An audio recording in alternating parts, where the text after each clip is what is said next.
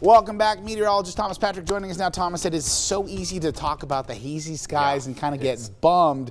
Any sign of hope or optimism at all? Yes, sort of. Okay. I mean, think of today. It was blue skies this afternoon. It was actually one of the clearest days that I have experienced maybe in the last couple of weeks or so. And then just like that, got hazy all over again. And this was the sight from this evening. It wasn't even just that sunset that was turning hazy. It was like a blood moon rising, and it almost deceptively looked like a lunar eclipse right at moonrise, because it is a full moon. It's the full buck moon today. But yeah, it is that hazy conditions that is giving it that yellow-orangish tint at the moment. It was certainly blood red when it just peeked over the horizon just a couple hours ago. But it's a hot and hazy weekend ahead of us. Hazy for most or some, but we'll get air quality concerns at times. It'll get better at times for some other areas. So that's just all that we're tracking throughout the course of this weekend. As of right now, the air quality has dropped into the unhealthy for sensitive group stage. This is usually the category where we start to notice how hazy it is. We can almost smell the wildfire smoke as well, but nothing worse than that in Spokane. And expecting it to be either that or better throughout the course of this weekend, probably mainly in the moderate stage. So the air quality shouldn't be too bad here.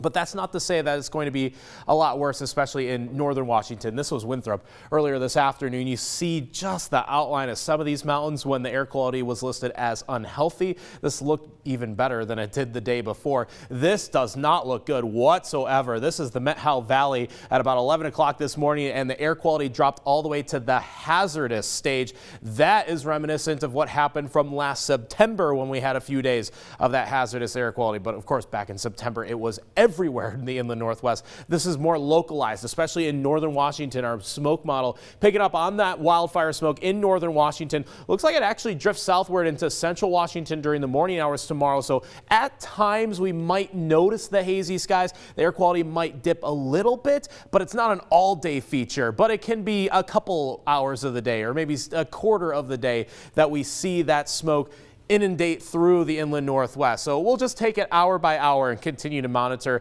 that air quality, which is expected to be moderate and maybe in that orange category at times. But northern Washington will continue to see the worst of that smoke and haze for the foreseeable future, just because the wildfires are burning in that region. Temperature wise, moving up into the 90s for tomorrow. Low 90s at first, and then mid 90s starting on Sunday. And from there on out, looks like it's mid 90s all of next week. That's right. We're pretty much just going to finish out the month of July in the 90s, about 5 to 10 degrees above average. So we certainly took advantage of the 80s that we had today and the last 2 days where it was actually below average temperature wise. But yeah, pretty much hot, hazy, and dry are going to be the key 3 words for the next 7 days. Yeah, and with keywords like that, we're looking for any sign of optimism we can get, Thomas. We appreciate it.